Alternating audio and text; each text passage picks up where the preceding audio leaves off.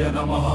ओम श्रीरामदूताय हनुमते नमः। श्री हनुमत्ताण्डवस्तोत्रम् वन्दे सिन्दूरवर्णाभं लोहिताम्बरभूषितं रक्ताङ्गरागशोभाढ्यं शोणापुच्छं कपीश्वरं भजे समीरनन्दनं सुभक्तचित्तरञ्जनं दिनेशरूपभक्षकं समस्तभक्तरक्षकं सुकण्ठकार्यसाधकं विपक्षपक्षबाधकं समुद्रपारगामिनं नमामि सिद्धगामिनम्। सुशङ्कितं सुकण्ठभुक्तवान् हि यो हितं वचस्त्वमाशु धैर्यमाश्रयात्र वो भयं कदापि न इति प्लवङ्गनाथ भाषितं निशम्य वानराधिनाथ बापशं तदा स रामदूताश्रयर्। सुदीर्घबाहुलोचनेन पुच्छगुच्छशोभिना भुजद्वयेन सोदरी निजासयुग्ममास्थितो कृतो हि कोसलाधिपो कपीशराजसन्निधो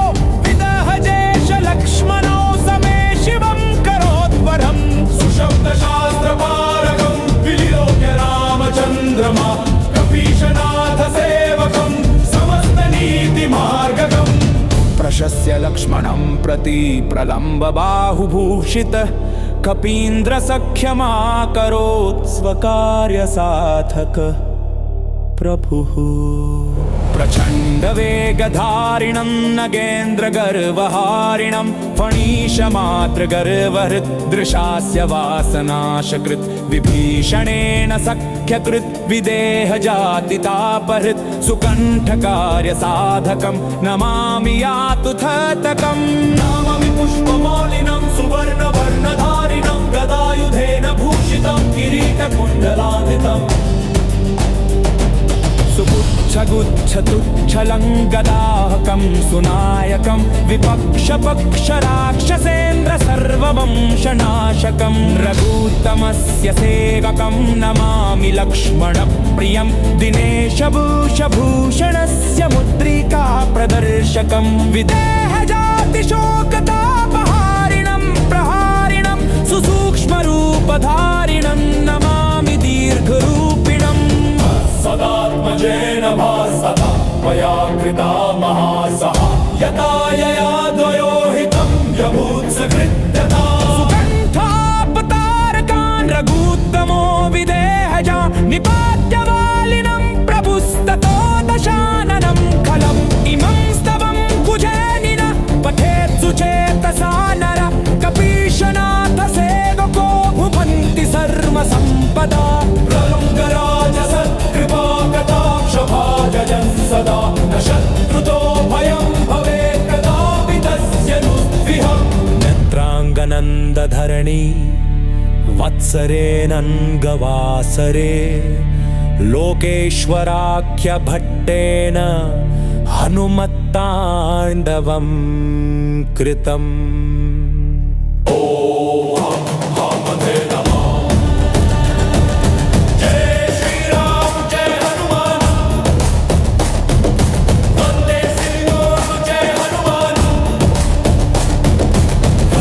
सिन्दूरवर्णाभं लोहिताम्बरभूषितं रक्ताङ्गरागशोभाढ्यं शोणापुच्छं कपीश्वरं भजे समीरनन्दनं सुभक्तचित्तरञ्जनं दिनेशरूपभक्षकं समस्तभक्तरक्षकं। सुकण्ठकार्यसाधकं विपक्षपक्षबाधकं समुद्रपारगामिनं नमामि सिद्धगामिनम्।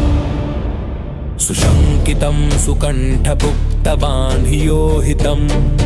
वचस्त्वमाशु धैर्यमाश्रयात्र वो भयं कदापि नास्ति प्लवङ्गनाथ भाषितं निशम्य वानराधिनाथ बापशं तदा स रामदूत आश्रयः। सुदीर्घबाहुलोचनेन पुच्छगुच्छशोभिना भुजद्वयेन सोदरी निजासयुग्ममास्थितो कृतो हि कोसलाधिपो कपीशराजसन्निधो वितहजेश लक्ष्मणो समे शिवं करोद्वरम्। सुशब्दशास्त्रपारगं विलोक्य रामचन्द्रमा कपीशनाथ सेवकं प्रशस्य लक्ष्मणं प्रति प्रलम्ब बाहुभूषित कपीन्द्रसख्यमाकरोत् स्वकार्यसाधक प्रभु प्रचण्डवेगधारिणं नगेन्द्रगर्वहारिणं फणीशमात्रगर्वहृद्दृशास्य वासनाशकृत् विभीषणेन सख्यकृत् विदेहजातितापहृत् सुकण्ठकार्यसाधकं नमामि यातुधातकम् नमामि पुष्पमौलिनं सुवर्णवर्णधारिणं गदायुधेन भूषितं किरीटकुण्डलान्वितम्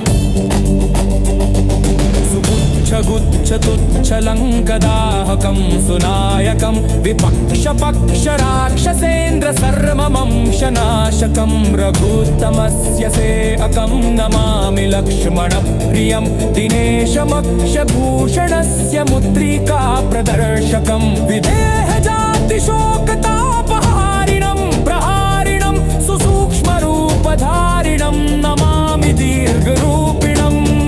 सदात्मजेन भासता दया कृता महासहायतायया द्वयोहितं व्यभूत्सकृत्तथा सुकण्ठापतारकं रघुत्तमो विदेहजा निपात्यवालिनं प्रभुस्ततो दशाननं खलम् इमं स्तवं कुजेनिन पठेत् सुचेतसा नरः कपीशनाथ सेवको भुनन्ति सर्वसम्पदः कृपाकटाक्षभाजनः सदा न शत्रुतो भयं भवेत् कदापि तस्य नुस्पृहा नेत्राङ्गनन्दधरणी वत्सरे नङ्गवासरे लोकेश्वराख्यभट्टेन हनुमत्ताण्डवं कृतम् वन्दे सिन्दूरवर्णाभं लोहितम्बरभूषितम् रक्ताङ्गरागशोभाढ्यं शोणापुच्छं कपीश्वरं भजे समीरनन्दनं सुभक्तचित्तरञ्जनं दिनेशरूपभक्षकं समस्तभक्तरक्षकं सुकण्ठकार्यसाधकं विपक्षपक्षबाधकं समुद्रपारगामिनं नमामि सिद्धगामिनम् सुशङ्कितं सुकण्ठभुक्तवान् हि योहितं वचस्त्वमाशु धैर्यमाश्रयात्र वो भयं कदापि न इत्युप्लवङ्गनाथ भाषितं निशम्य वानराधिनाथ बापशं तदा स रामदूताश्रयर् सुदीर्घबाहुलोचनेन पुच्छगुच्छशोभिना भुजद्वयेन सोदरी निजासयुग्ममास्थितो कृतो हि कौसलाधिपो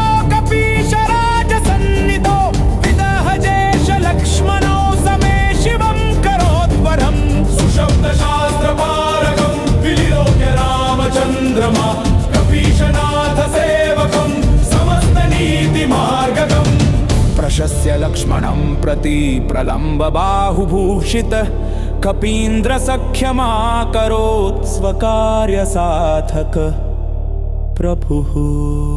प्रचण्डवेगधारिणं नगेन्द्रगर्वहारिणं फणीशमात्रगर्वहृद्दृशास्य वासनाशकृत् विभीषणेन सख्यकृत् विदेहजातितापहृत् सुकण्ठकार्यसाधकं नमामि यातुधातकम् नमामि पुष्पमौलिनं सुवर्णवर्णधारिणं गदायुधेन भूषितं किरीटकुण्डलान्वितम् सुगुच्छगुच्छतुच्छलङ्गदाहकं सुनायकं विपक्षपक्षराक्षसेन्द्र सर्ववंशनाशकं रघुत्तमस्य सेवकं नमामि लक्ष्मणप्रियं दिनेशभूषणस्य मुद्रिका प्रदर्शकं विदेहजातिशोकतापहारिणं प्रहारिणं सुसूक्ष्मरूपधारिणं नमामि दीर्घरूपिणम् सदात्मजेन भासता त्वया कृता महासहायतायया द्वयोहितं व्यभूत्सकृत्यता सुकण्ठापतारकान् रघुत्तमो विदेहजा निपात्यवालिनं प्रभुस्ततो दशाननं खलम् इमं स्तवं कुजेनिन पठेत् सुचेतसा नर कपीशनाथ सेवको भुवन्ति सर्वसम्पदा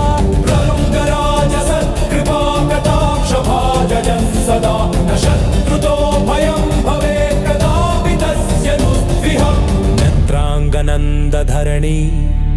वत्सरेऽनङ्गवासरे लोकेश्वराख्यभट्टेन हनुमत्ताण्डवं कृतम्।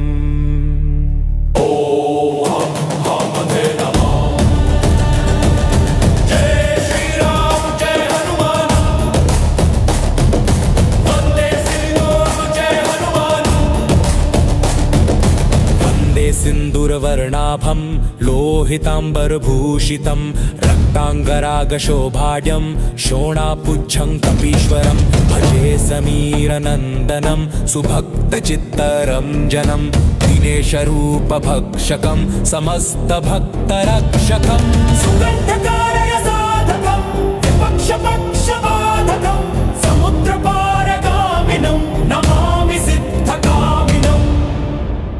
सुशङ्कितं सुकण्ठभुक्तबान्धियोहितं वचस्त्वमाशु धैर्यमाश्रयात्र वो भयं कदापि नास्ति प्लवङ्गनाथ भाषितं निशम्यवानराधिनाथ बापशं तदा स रामदूत आश्रय सुदीर्घबाहुलोचनेन पुच्छगुच्छशोभिना भुजद्वयेन सोदरी निजासयुग्ममास्थितो कृतो हि राजसन्निधो वितहजेश लक्ष्मणो समे शिवं करोत्वरम्। सुशब्दशास्त्रपारगं विलोक्य रामचन्द्रमा कपीशनाथ सेवकं समस्तनीतिमार्गगम् प्रशस्य लक्ष्मणं प्रति प्रलम्ब बाहुभूषित कपीन्द्रसख्यमाकरोत् स्वकार्यसाधक प्रभु। प्रचण्डवेगधारिणं नगेन्द्रगर्वहारिणं फणीशमात्रगर्वहृद्दृशास्य वासनाशकृत् विभीषणेन सख्यकृत् विदेहजातितापहृत् सुकण्ठकार्यसाधकं नमामि यातुधातकम्। नमामि पुष्पमौलिनं सुवर्णवर्णधारिणं गदायुधेन भूषितं किरीटकुण्डलान्वितम् गुच्छतुच्छलङ्कदाहकं सुनायकं विपक्षपक्षराक्षसेन्द्रसर्वमंशनाशकं रघुत्तमस्य सेवकं नमामि लक्ष्मणप्रियं दिनेशमक्षभूषणस्य मुद्रिका प्रदर्शकं विदेहजातिशोकतापहारिणं प्रहारिणं सुसूक्ष्मरूपधारिणं नमामि दीर्घरूपिणम्। सदात्मजेन भासता दया कृता महासः यथा यया द्वयोहितं व्यभूत्सकृत् तथा सुकण्ठापतारकं रघुत्तमो विदेहजा निपात्यवालिनं प्रभुस्ततो दशाननं खलम् इमं स्तवं कुजेनिना पठेत् सुचेतसा नरः कपीशनाथ सेवको भुनन्ति सर्वसम्पदः सत्कृपाकटाक्षभाजनः सदा न शत्रुतो भयं भवेत् कदापि तस्य नुस्पृहा। नेत्राङ्गनन्दधरणी वत्सरेऽनङ्गवासरे लोकेश्वराख्यभट्टेन हनुमत्ताण्डवं कृतम्। वन्दे सिन्दूरवर्णाभं लोहिताम्बरभूषितं रक्ताङ्गरागशोभाढ्यं शोणापुच्छं कपीश्वरं भजे समीरनन्दनं सुभक्तचित्तरञ्जनं दिनेशरूपभक्षकं समस्तभक्तरक्षकं सुगन्धकार्यसाधकं विपक्षपक्षबाधकं समुद्रपारगामिनं नमामि सिद्धकामिनम्। सुशङ्कितं सुकण्ठभुक्तवान् हि योहितं वचस्त्वमाशु धैर्यमाश्रयात्र वो भयं कदापि न इत्थं प्लवङ्गनाथ भाषितं निशम्य वानराधिनाथ बापशं तदा स रामदूत आश्रयर् सुदीर्घबाहुलोचनेन पुच्छगुच्छशोभिना भुजद्वयेन सोदरी निजासयुग्ममास्थितो कृतो हि कोसलाधिपो कपीशराजसन्निधो विदहजेश लक्ष्मणो समे शिवं करोत्वरम्। सुशब्द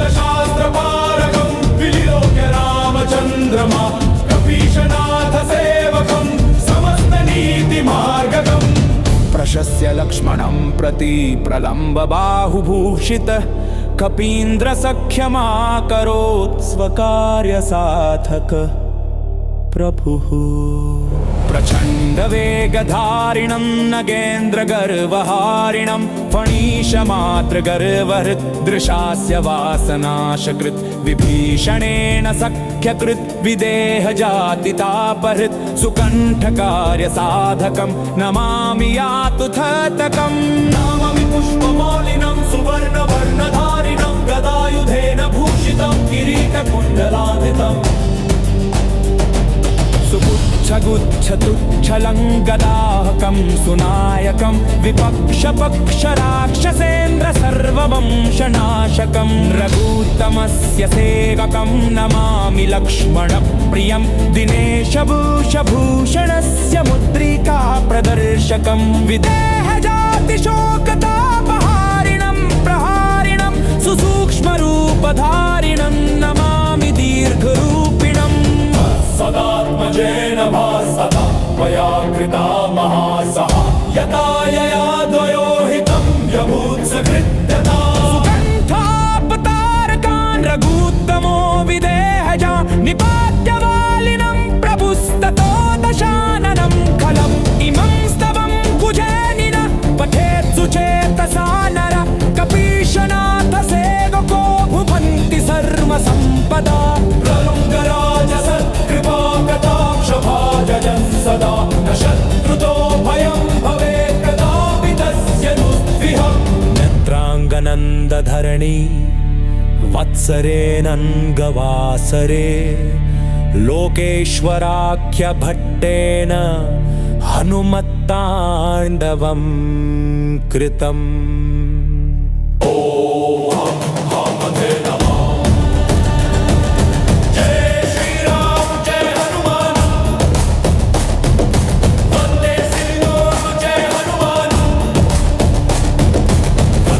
सिन्दूरवर्णाभं लोहिताम्बरभूषितं रक्ताङ्गरागशोभाढ्यं शोणापुच्छं कपीश्वरं भजे समीरनन्दनं सुभक्तचित्तरञ्जनं दिनेशरूपभक्षकं समस्तभक्तरक्षकं सुगन्धकारयसाधकं विपक्षपक्षबाधकं समुद्रपारगामिनं नमामि सिद्धकामिनम्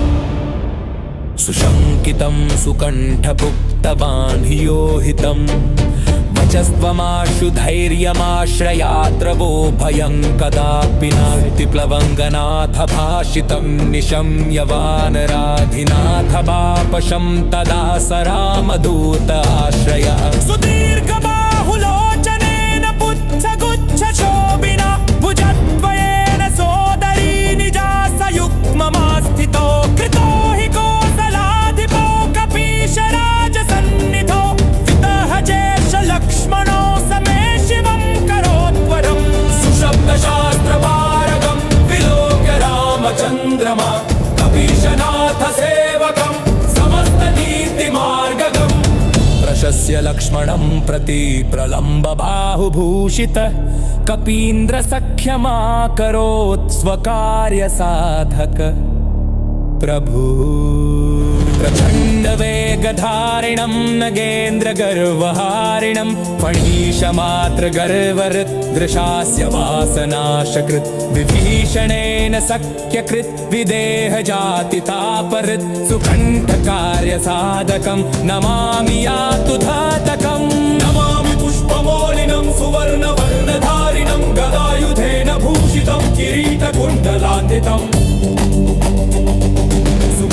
गुच्छगुच्छतुच्छलङ्कदाहकं सुनायकं विपक्षपक्षराक्षसेन्द्र सर्ववंशनाशकं रघुत्तमस्य सेवकं नमामि लक्ष्मणप्रियं दिनेशमक्षभूषणस्य मुद्रिका प्रदर्शकं विदेहजातिशोकतापहारिणं प्रहारिणं सुसूक्ष्मरूपधारिणं नमामि दीर्घरूपिणम्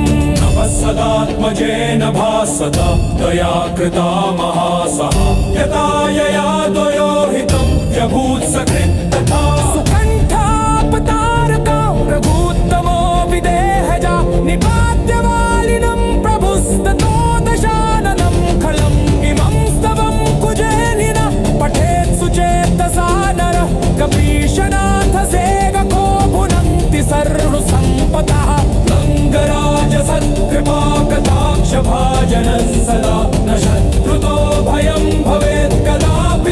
तस्य नुस्विहा नेत्राङ्गनन्दधरणी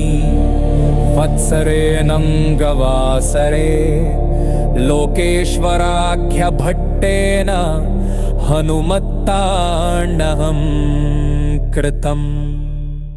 वन्दे सिन्दूरवर्णाभं लोहितम्बरभूषितं रक्ताङ्गरागशोभाढ्यं शोणापुच्छं कपीश्वरं भजे समीरनन्दनं सुभक्तचित्तरञ्जनं दिनेशरूपभक्षकं समस्तभक्तरक्षकं सुगन्धकार्यसाधकं विपक्षपक्षबाधकं समुद्रपारगामिनं नमामि सिद्धगामिनम् सुशङ्कितं सुकण्ठभुक्तवान् हि योहितम् वचस्त्वमाशु धैर्यमाश्रयात्र वो भयं कदापि न इति प्लवङ्गनाथ भाषितं निशम्य वानराधिनाथ वापशं तदा स रामदूताश्रयर् सुदीर्घबाहुलोचनेन पुच्छगुच्छशोभिना भुजद्वयेन सोदरी निजासयुग्ममास्थितो कृतो हि कोसलाधिपो कपीशराजसन्निधो लक्ष्मणौ समे शिवं करोद्वरम् सुशब्दशास्त्रपारकं विलिलोक्य रामचन्द्रमा कपीशनाथ सेवकं समस्तनीतिमार्गकम् प्रशस्य लक्ष्मणं प्रति प्रलम्ब बाहुभूषित कपीन्द्रसख्यमाकरोत् स्वकार्यसाधक प्रभुः प्रचण्ड वेगधारिणं नगेन्द्रगर्वहारिणं फणीशमातृगर्वहृदृशास्य वासनाशकृत् विभीषणेन सख्यकृत् विदेहजातितापहृत् सुकण्ठकार्यसाधकं नमामि यातुथतकम् नाममि पुष्पमालिनं सुवर्णवर्णधारिणं गदायुधेन भूषितं किरीटकुण्डलान्वितम् सुपुच्छगुच्छतुच्छलङ्गदाहकं सुनायकं विपक्षपक्षराक्षसेन्द्र सर्ववंशनाशकं रघुत्तमस्य सेवकं नमामि लक्ष्मणप्रियं दिनेशभूषभूषणस्य मुद्रिका प्रदर्शकं विदेहजातिशोकतापहारिणं प्रहारिणं सुसूक्ष्मरूपधारिणं नमामि दीर्घरूपिणम् सदात्मजेन भासता मया कृता महासहा यथा यया द्वयोहितं व्यभूत्सकृत्यता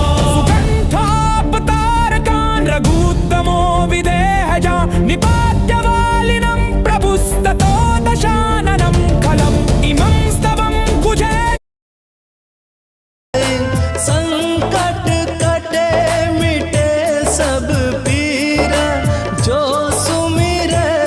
हनुमत बलबीरा जय जय जय हनुमान गोसाई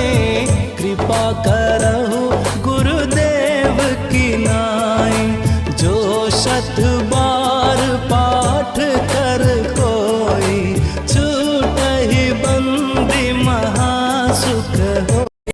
पठेत् सुचेतसा नर कपीशनाथ सेवको भुवन्ति सर्वसम्पदा प्रलुङ्गराजसत्कृपाकटाक्षभाजन् सदा न शत्रुतो भयं भवेत् कदा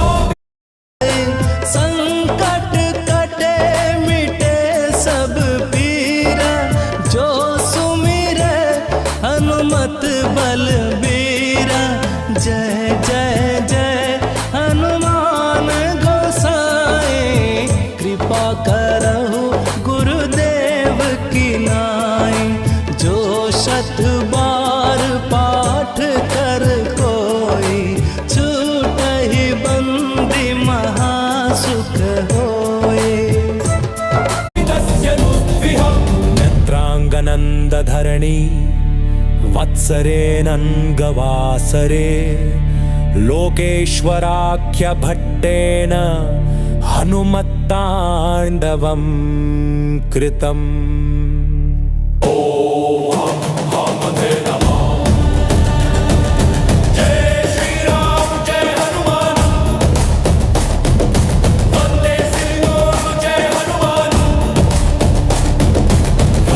सिन्दूरवर्णाभं लोहिताम्बरभूषितं रक्ताङ्गरागशोभाढ्यं शोणापुच्छं कपीश्वरं भजे समीरनन्दनं सुभक्तचित्तरञ्जनं दिनेशरूपभक्षकं समस्तभक्तरक्षकं सुगन्धकारय साधकं विपक्षपक्षबाधकं समुद्रपारगामिनं नमामि सिद्धकामिनम्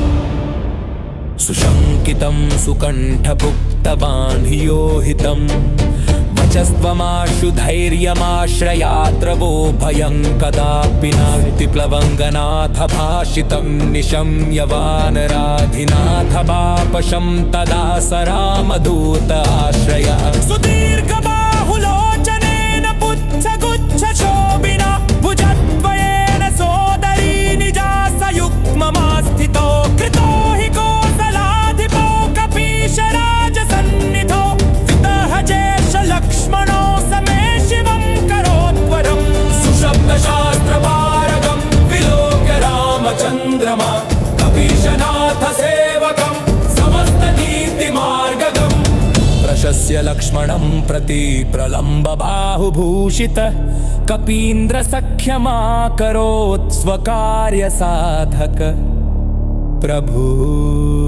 प्रचण्डवेगधारिणं नगेन्द्रगर्वहारिणं फणीशमात्रगर्वहृद्दृशास्य वासनाशकृत् विभीषणेन सख्यकृत् विदेहजातितापहृत् सुकण्ठकार्यसाधकं नमामि यातु धातकम् नमामि पुष्पमौलिनं सुवर्णवर्णधारिणं गदायुधेन भूषितं किरीटकुण्डलान्वितम्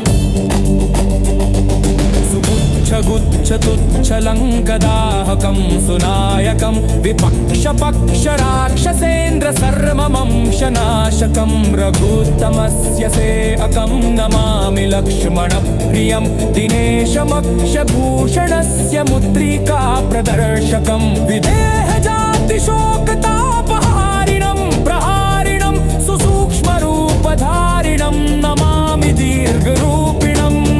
सदात्मजेन भासता दया कृता महासहा यथा यया द्वयोहितं व्यभूत् सकृत्तथा सुकण्ठापतारकं रघुत्तमो विदेहजा निपात्यवालिनं प्रभुस्ततो दशाननं खलम् इमं स्तवं कुजेलिन पठेत् सुचेतसा नरः कपीशनाथ सेवको भुनन्ति सर्वसम्पदः गङ्गराजसत्कृपाकटाक्षभाजनः सदा न शत्रुतो भयं भवेत् कदापि तस्य नुस्पृहा नेत्राङ्गनन्दधरणी वत्सरे नङ्गवासरे लोकेश्वराख्यभट्टेन हनुमत्ताण्डवं कृतम् वन्दे सिन्दूरवर्णाभं लोहिताम्बरभूषितं रक्ताङ्गरागशोभाढ्यं शोणापुच्छं कपीश्वरं भजे समीरनन्दनं सुभक्तचित्तरञ्जनं दिनेशरूपभक्षकं समस्तभक्तरक्षकं सुकण्ठकार्यसाधकं विपक्षपक्षबाधकं समुद्रपारगामिनं नमामि सिद्धकामिनम् सुशङ्कितं सुकण्ठभुक्तवान् हि योहितं वचस्त्वमाशु धैर्यमाश्रयात्र वो भयं कदापि न प्लवङ्गनाथ भाषितं निशम्य वानराधिनाथ वापशं तदा स रामदूत आश्रयर् सुदीर्घबाहुलोचनेन पुच्छगुच्छशोभिना भुजद्वयेन सोदरी निजासयुग्ममास्थितो कृतो हि कोसलाधिपो कपीशराजसन्निधो विदहजेश लक्ष्मणो समे शिवं करोत्वरम् सुशब्दशास्त्रपारगं विलोक्य रामचन्द्रमा कपीशनाथ सेवकं समस्तनीतिमार्गगम् प्रशस्य लक्ष्मणं प्रति प्रलम्बबाहुभूषित कपीन्द्रसख्यमाकरोत् स्वकार्यसाधक प्रभुः प्रचण्डवेगधारिणं नगेन्द्रगर्वहारिणं फणीशमातृगर्वहृदृशास्य वासनाशकृत् विभीषणेन सख्यकृत् विदेहजातितापहृत् सुकण्ठकार्यसाधकं नमामि यातुथतकम् नाममि पुष्पमालिनं सुवर्णवर्णधारिणं गदायुधेन भूषितं किरीटकुण्डलान्वितम् सुगुच्छगुच्छतुच्छलङ्गदाहकं सुनायकं विपक्षपक्षराक्षसेन्द्र सर्ववंशनाशकं रघूत्तमस्य सेवकं नमामि लक्ष्मणप्रियं दिनेशभूषभूषणस्य मुद्रिका प्रदर्शकं विदेहजातिशोकतापहारिणं प्रहारिणं सुसूक्ष्मरूपधारिणं नमामि दीर्घरूपिणम् सदात्मजेन भासता त्वया कृता महासहा यथा यया द्वयोहितं व्यभूत्सकृत्यता सुकण्ठापतारकान् रघूत्तमो विदेहजा निपात्यवालिनं प्रभुस्ततो दशाननं खलम् इमं स्तवं कुजेनिन पठेत् सुचेतसा नर कपीशनाथ सेवको भुवन्ति सर्वसम्पदा सदा न शत्रुतो भयं भवेत् कदापि तस्य नुस्पृहः नेत्राङ्गनन्दधरणी वत्सरेऽनङ्गवासरे लोकेश्वराख्यभट्टेन हनुमत्ताण्डवं कृतम्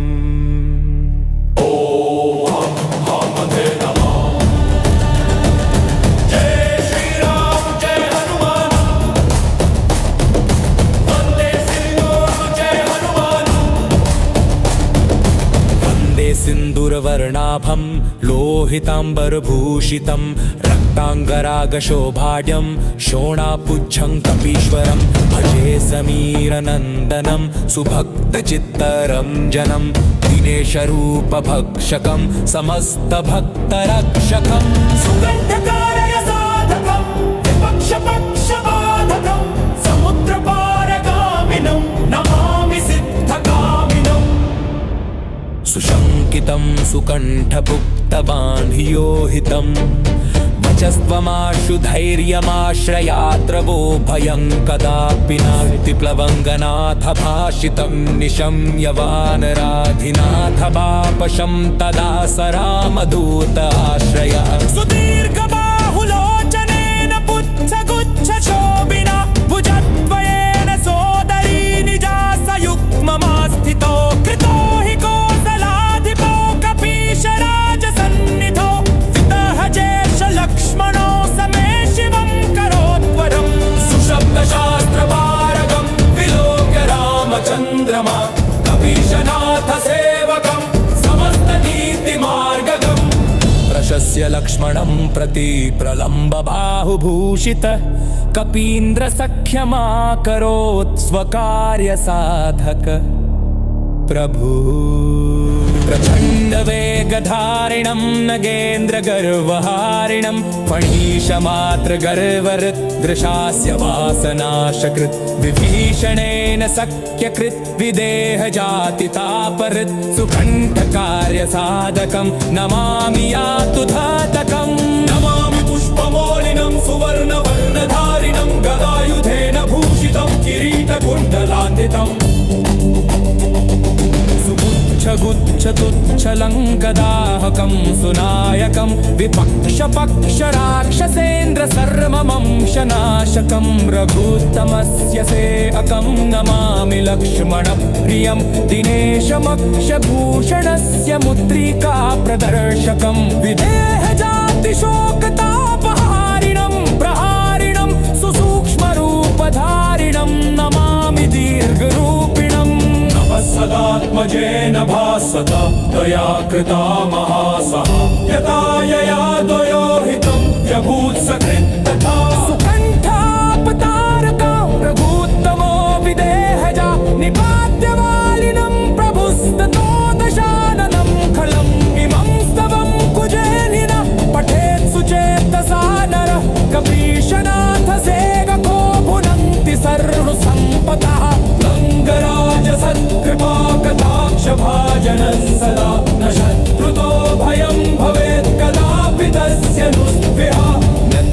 नेत्राङ्गनन्दधरणी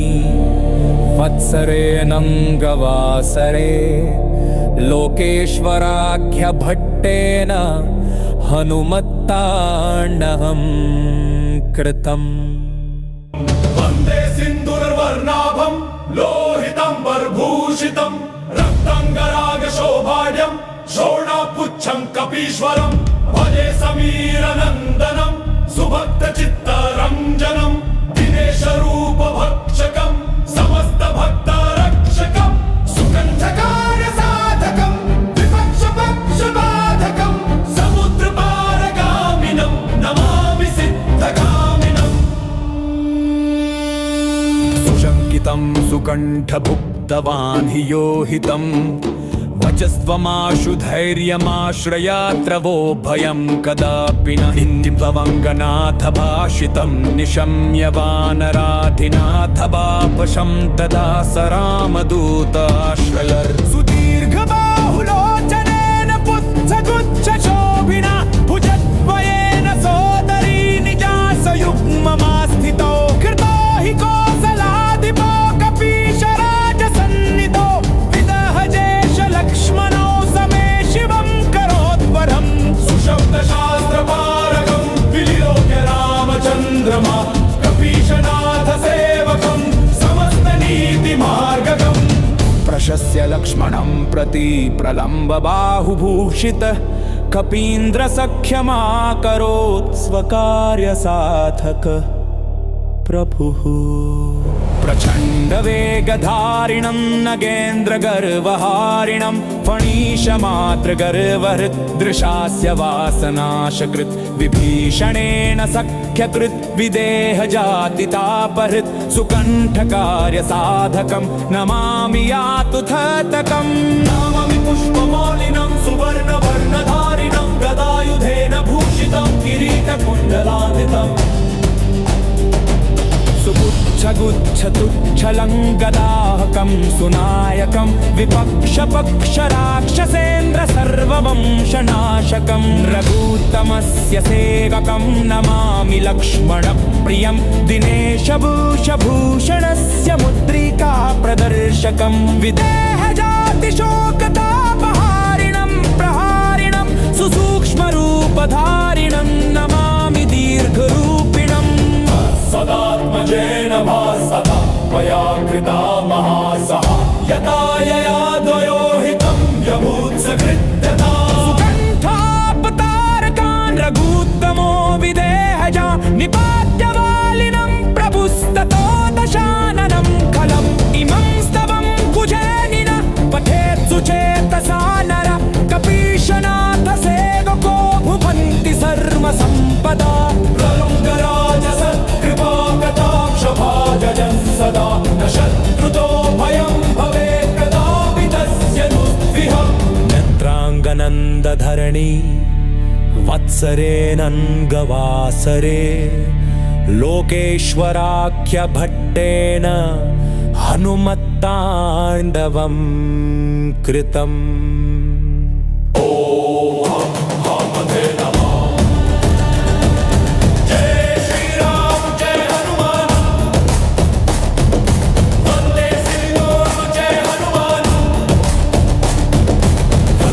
सिन्दूरवर्णाभं लोहिताम्बरभूषितं रक्ताङ्गरागशोभाढ्यं शोणापुच्छं कपीश्वरं भजे समीरनन्दनं सुभक्तचित्तरञ्जनं दिनेशरूपभक्षकं समस्तभक्तरक्षकं। सुकण्ठकार्यसाधकं विपक्षपक्षबाधकं समुद्रपारगामिनं नमामि सिद्धगामिनम्। सुशङ्कितं सुकण्ठभुक्तवान् हि योहितं वचस्त्वमाशु धैर्यमाश्रयात्र वो भयं कदापि नास्ति प्लवङ्गनाथ भाषितं निशम्य वानराधिनाथ वापशं तदा स रामदूत आश्रय। सुदीर्घबाहुलोचनेन पुच्छगुच्छशोभिना भुजद्वयेन सोदरी निजासयुग्ममास्थितो कृतो हि कोसलाधिपो कपीशराजसन्निधो वितः जेष लक्ष्मणो समे शिवं करोद्वरम्। सुशब्द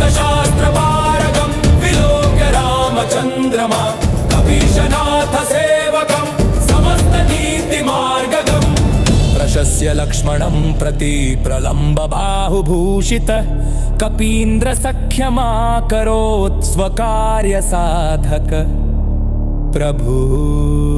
प्रचण्ड वेगधारिणं नगेन्द्र गर्वहारिणं फणीशमात्र गर्वहृदृशास्य वासनाशकृत् विभीषणेन सख्यकृत् विदेह जातितापहृत् सुकण्ठकार्यसाधकं नमामि यातुधातकम् नमामि पुष्पमौलिनं सुवर्णवर्णधारिणं गदायुधेन भूषितं किरीटकुण्डलान्वितम्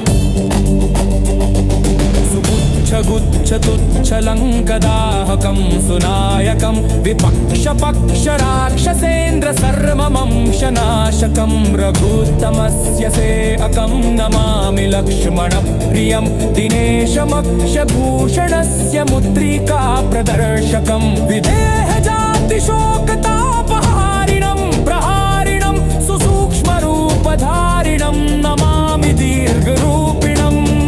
सदात्मजेन भासता दया कृता महासः यथा यया द्वयोहितं व्यभूत्सकृत् तथा सुकण्ठापतारकं रघुत्तमो विदेहजा निपात्यवालिनं प्रभुस्ततो दशाननं खलम् इमं स्तवं कुजेनिन पठेत् सुचेतसा नरः कपीशनाथ सेवको भुनक्ति सर्वसम्पदः सत्कृपा कटाक्ष भाजनः सदा न शत्रुतो भयं भवेत् कदापि तस्य नुस्पृहा नेत्राङ्गनन्दधरणी वत्सरेऽनङ्गवासरे लोकेश्वराख्यभट्टेन हनुमत्ताण्डहं कृतम् वन्दे सिन्दूरवर्णाभं लोहितम्बरभूषितं रक्ताङ्गरागशोभाढ्यं शोणापुच्छं कपीश्वरं भजे समीरनन्दनं सुभक्तचित्तरञ्जनं दिनेशरूपभक्षकं समस्तभक्तरक्षकं सुकण्ठकार्यसाधकं विपक्षपक्षबाधकं समुद्रपारगामिनं नमामि सिद्धगामिनम् सुशङ्कितं सुकण्ठभुक्तवान् हि योहितम्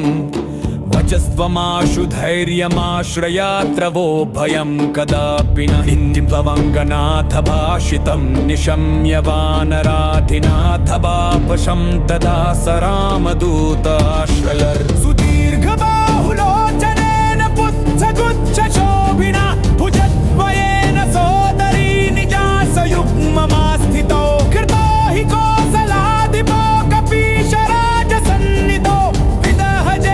लक्ष्मणो समे शिवं करोद्वरम् सुशब्दशास्त्रपारकं विलिलोक्य रामचन्द्रमा कपीशनाथ सेवकं समस्तनीतिमार्गकम् प्रशस्य लक्ष्मणं प्रति प्रलम्ब बाहुभूषित कपीन्द्र सख्यमाकरोत् स्वकार्यसाधक प्रभुः प्रचण्ड वेगधारिणं नगेन्द्र गर्वहारिणं फणीशमात्र गर्वहृदृशास्य वासनाशकृत् विभीषणेन सख्यकृत् विदेह जातितापहृत् सुकण्ठकार्यसाधकं नमामि यातुधातकम् नमामि पुष्पमौलिनं सुवर्णवर्णधारिणं गदायुधेन भूषितं किरीटकुण्डलान्वितम् गुच्छतुच्छलङ्गदाहकं सुनायकं विपक्षपक्षराक्षसेन्द्र सर्ववंशनाशकं रघुत्तमस्य सेवकं नमामि लक्ष्मणप्रियं दिनेशभूषणस्य मुद्रिका प्रदर्शकं विदेहजातिशोकतापहारिणं प्रहारिणं सुसूक्ष्मरूपधारिणं नमामि दीर्घरूपिणम् सदात्मजेन भासता मया कृता महासः यथा यया द्वयोहितं व्यभूत्सकृत्यता सुकण्ठापतारकान् रघुत्तमो विदेहजा निपात्यवालिनं प्रभुस्ततो दशाननं खलम् इमं स्तवं कुजेनिन पठेत् सुचेतसा नर कपीशनाथ सेवको भुवन्ति सर्वसम्पदा प्रलुङ्ग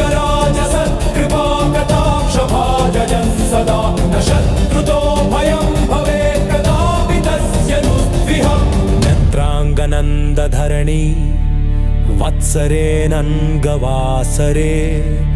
लोकेश्वराख्य भट्टेन हनुमत्ताण्डवं कृतम्।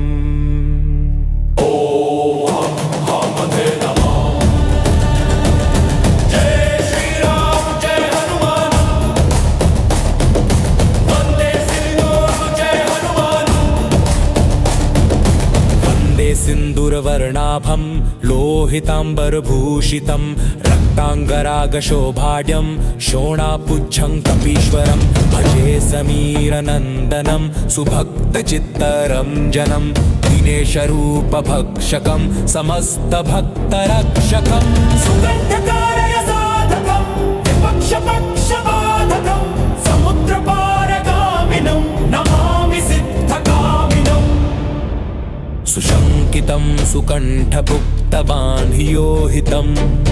वचस्त्वमाशु धैर्यमाश्रयात्रवो भयं कदापि नास्ति प्लवङ्गनाथ भाषितं निशम्यवानराधिनाथ वापशं तदा स रामदूत आश्रय सुदीर्घबाहुलोचनेन पुच्छगुच्छशोभिना भुजद्वयेन सोदरी निजासयुग्ममास्थितो कृतो हि कोसलाधिपो कपीशराजसन्निधो वितः ज्येष्ठलक्ष्मणो समे शिवं करोत्वरम्। सुशब्दशास्त्रपारगं विलोक्य रामचन्द्रमा कपीशनाथ सेवकं समस्तनीतिमार्गगम्। प्रशस्य लक्ष्मणं प्रति प्रलम्बबाहुभूषित कपीन्द्रसख्यमाकरोत् स्वकार्यसाधक प्रभु। प्रचण्डवेगधारिणं नगेन्द्रगर्वहारिणं फणीशमात्रगर्वहृद्दृशास्य वासनाशकृत् विभीषणेन सख्यकृत् विदेहजातितापहृत् सुकण्ठकार्यसाधकं नमामि यातु धातकम्। नमामि पुष्पमौलिनं सुवर्णवर्णधारिणं गदायुधेन भूषितं किरीटकुण्डलान्वितम्। गुच्छतुच्छलङ्कदाहकं सुनायकं विपक्षपक्षराक्षसेन्द्रसर्वमंशनाशकं रघुत्तमस्य सेवकं नमामि लक्ष्मणप्रियं दिनेशमक्षभूषणस्य मुद्रिका प्रदर्शकं विदेहजातिशोकतापहारिणं प्रहारिणं सुसूक्ष्मरूपधारिणं नमामि दीर्घरूपिणम्। सदात्मजेन भासता दया कृता महासः यतायया द्वयोहितं व्यभूत्सकृत् तथा सुकण्ठापतारकं रघुत्तमो विदेहजा निपात्यवालिनं प्रभुस्ततो दशाननं खलम् इमं स्तवं कुजेनिन पठेत् सुचेतसा नरः कपीशनाथ सेवको भुनन्ति सर्वसम्पदः। कृपाकटाक्षभाजनः सदा न शत्रुतो भयं भवेत् कदापि तस्य नुस्पृहा। नेत्राङ्गनन्दधरणी वत्सरेऽनङ्गवासरे लोकेश्वराख्य भट्टेन हनुमत्ताण्डवं कृतम्। वन्दे सिन्दूरवर्णाभं लोहिताम्बरभूषितं रक्ताङ्गरागशोभाढ्यं शोणापुच्छं कपीश्वरं भजे समीरनन्दनं सुभक्तचित्तरञ्जनं दिनेशरूपभक्षकं समस्तभक्तरक्षकं सुकण्ठकार्यसाधकं विपक्षपक्षबाधकं समुद्रपारगामिनं नमामि सिद्धकामिनम्। सुशङ्कितं सुकण्ठभुक्तवान् हियोहितं वचस्त्वमाशु धैर्यमाश्रयात्र वो भयं कदापि न इति प्लवङ्गनाथ भाषितं निशम्य वानराधिनाथ वापशं तदा स रामदूत आश्रयर्। सुदीर्घबाहुलोचनेन पुच्छगुच्छशोभिना भुजद्वयेन सोदरी निजासयुग्ममास्थितो कृतो हि कोसलाधिपो कपीशराजसन्निधो विदः ज्येष्ठलक्ष्मणो समे शिवं करोत्वरम्। सुशब्दशास्त्रपारगं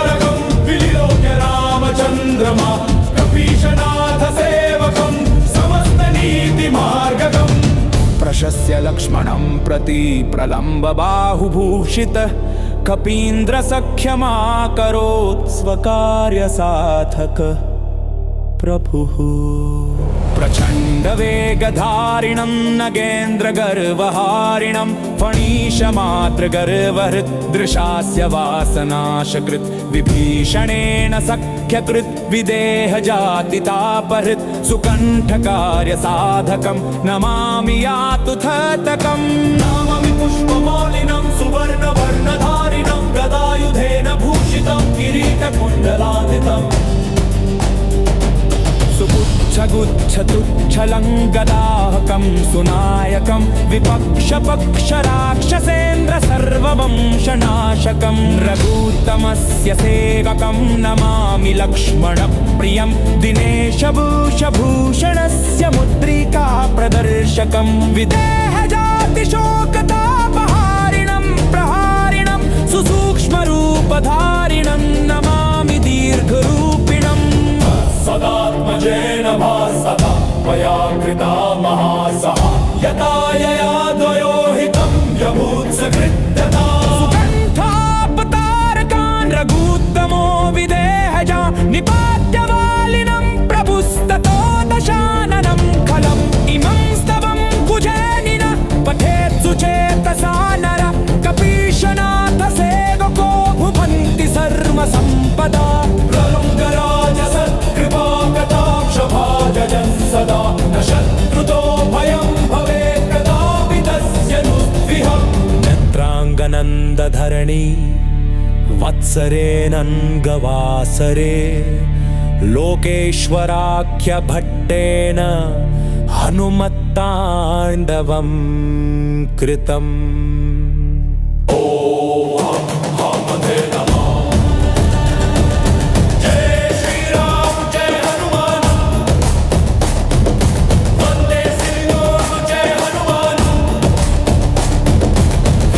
सिन्दूरवर्णाभं लोहिताम्बरभूषितं रक्ताङ्गरागशोभाढ्यं शोणापुच्छं कपीश्वरं भजे समीरनन्दनं सुभक्तचित्तरञ्जनं दिनेशरूपभक्षकं समस्तभक्तरक्षकं सुगन्धकारय साधकं विपक्षपक्षबाधकं समुद्रपारगामिनं नमामि सिद्धकामिनम् सुशङ्कितं सुकण्ठपुक्तवान् हियोहितं वचस्त्वमाशु धैर्यमाश्रयात्र वो भयं कदापि नास्ति प्लवङ्गनाथ भाषितं निशम्य वानराधिनाथ वापशं तदा स रामदूत आश्रयः सुदीर्घबाहुलोचनेन पुच्छगुच्छशोभिना भुजद्वयेन सोदरी निजासयुग्ममास्थितो कृतो हि कोसलाधिपो कपीशराजसन्निधो वितः ज्येष्ठलक्ष्मणो समे शिवं करोत्वरम् सुशब्दशास्त्रपारगं विलोक्य रामचन्द्रमा कपीशनाथ सेवकं समस्तनीतिमार्गगम् प्रशस्य लक्ष्मणं प्रति प्रलम्ब बाहुभूषित कपीन्द्र सख्यमाकरोत् स्वकार्य साधक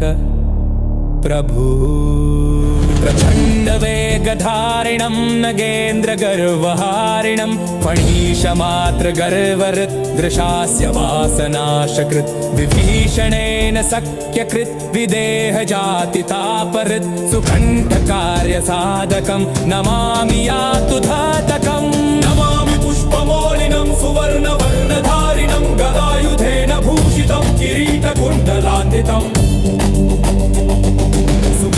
गुच्छतुच्छलङ्कदाहकं सुनायकं विपक्षपक्षराक्षसेन्द्र सर्ववंशनाशकं रघुत्तमस्य सेवकं नमामि लक्ष्मणप्रियं दिनेशमक्षभूषणस्य मुद्रिका प्रदर्शकं विदेहजातिशोकतापहारिणं प्रहारिणं सुसूक्ष्मरूपधारिणं नमामि दीर्घरूपिणम्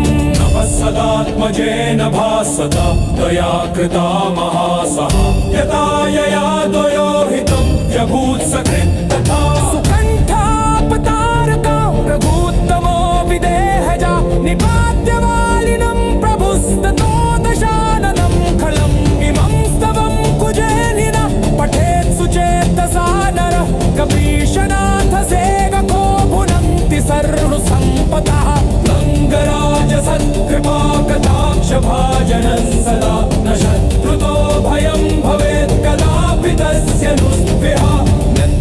नन्दाङ्गनन्दधरणी वत्सरे नङ्गवासरे लोकेश्वराख्यभट्टेन हनुमत्ताण्डवं कृतम्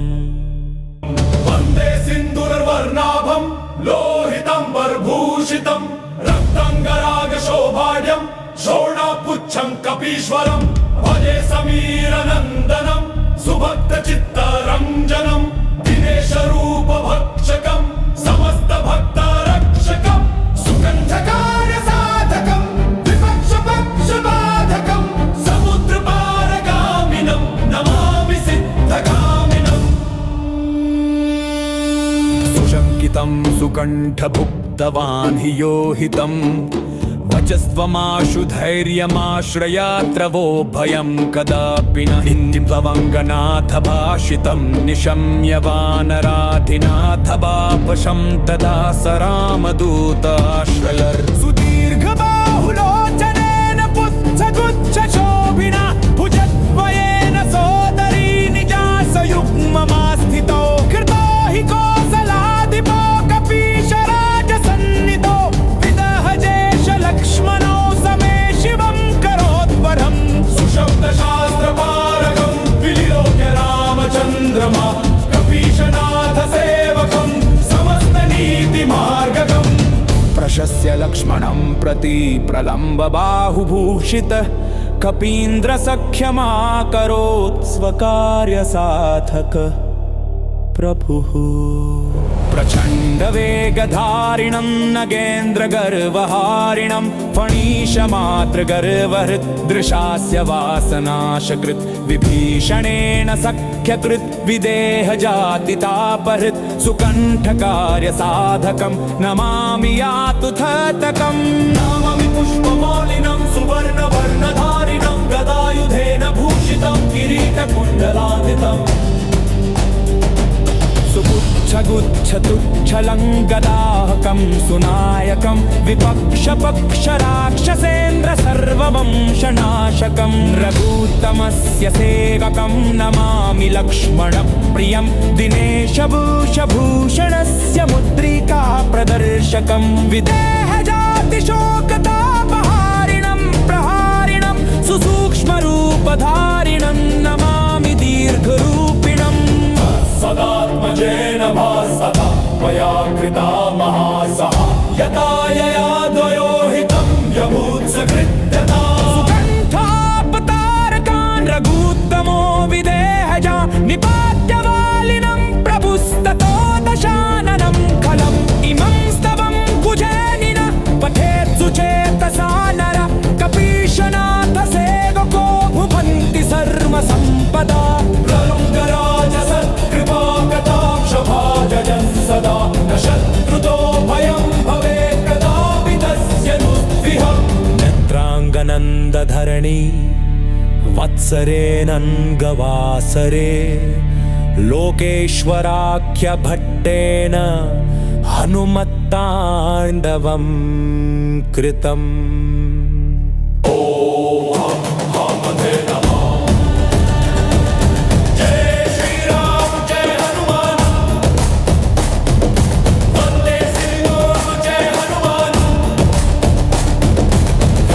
सिन्दूरवर्णाभं लोहिताम्बरभूषितं रक्ताङ्गरागशोभाढ्यं शोणापुच्छं कपीश्वरं भजे समीरनन्दनं सुभक्तचित्तरञ्जनं दिनेशरूपभक्षकं समस्तभक्तरक्षकं सुकण्ठकार्यसाधकं विपक्षपक्षबाधकं समुद्रपारगामिनं नमामि सिद्धगामिनम्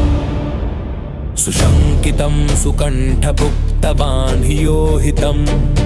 वचस्त्वमाशु धैर्यमाश्रयात्र वो भयं कदापि नास्ति प्लवङ्गनाथ भाषितं निशम्य वानराधिनाथ बापशं तदा स रामदूत आश्रयः सुदीर्घबाहुलोचनेन पुच्छगुच्छशोभिना भुजद्वयेन सोदरी निजासयुग्ममास्थितो कृतो हि कोसलाधिपो कपीशराजसन्निधो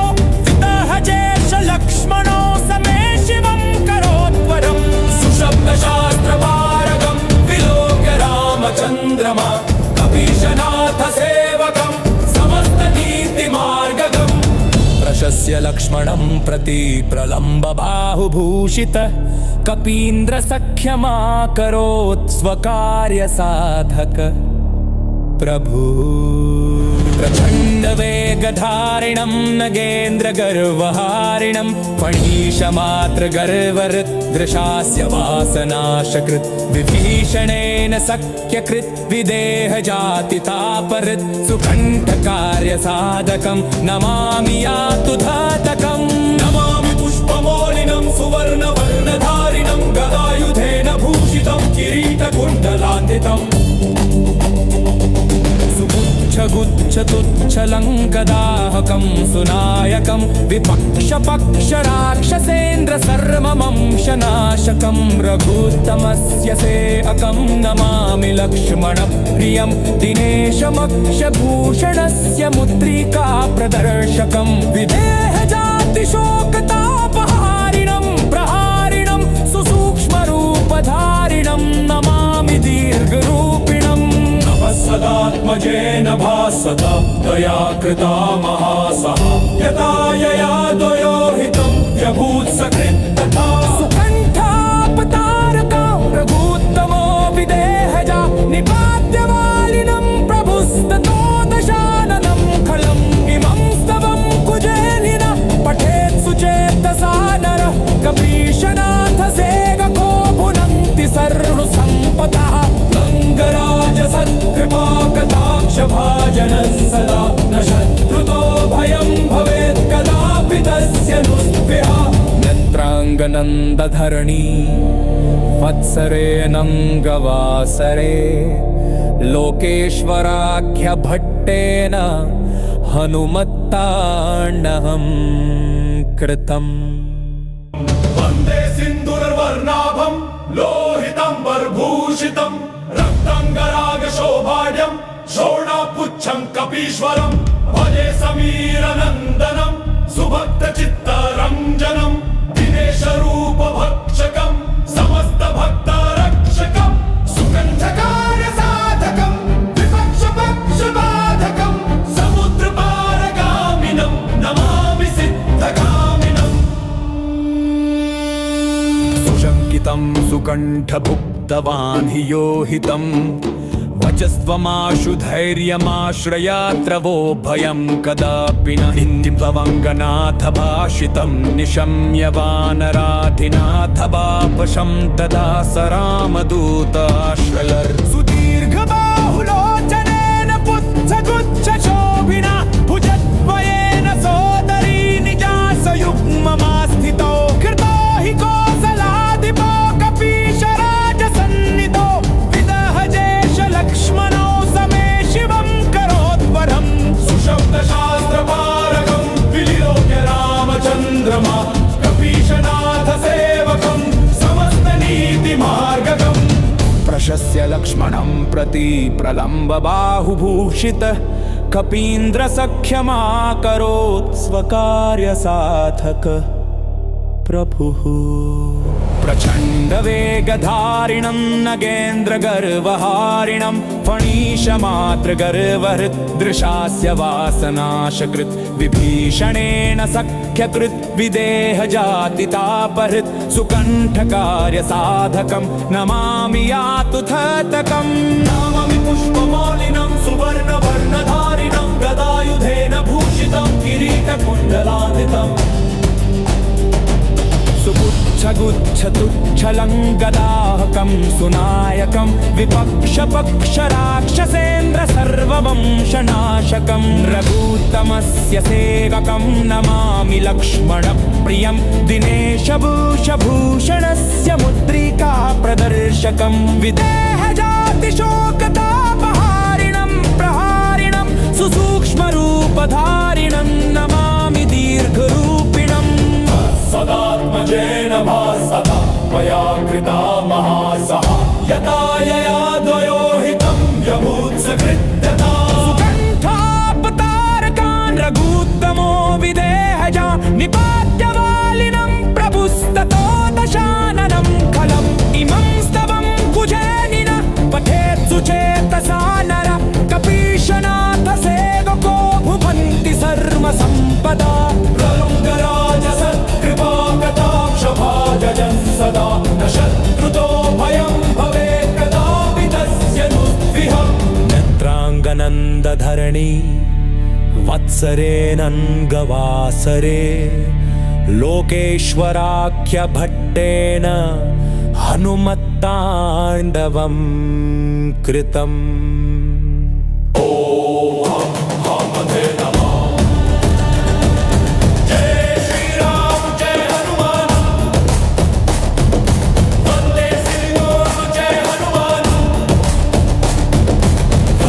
सिन्दूरवर्णाभं लोहिताम्बरभूषितं रक्ताङ्गरागशोभाढ्यं शोणापुच्छं कपीश्वरं भजे समीरनन्दनं सुभक्तचित्तरञ्जनं दिनेशरूपभक्षकं समस्तभक्तरक्षकं सुगन्धकारय साधकं विपक्षपक्षबाधकं समुद्रपारगामिनं नमामि सिद्धकामिनम्।